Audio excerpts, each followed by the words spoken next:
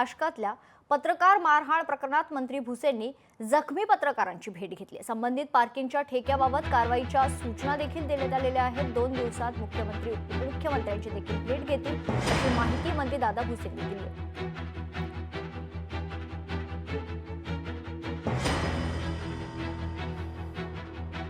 जी घटना आहे ही अतिशय दुर्दैवी आहे।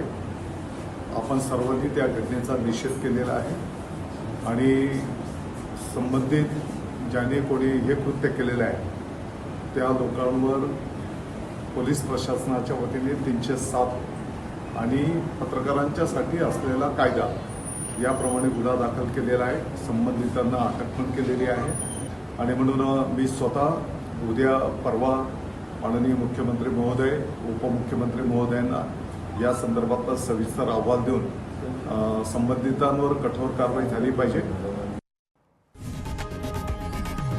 लोकशाही मराठी ऐका, पहा, जागरूक रहा।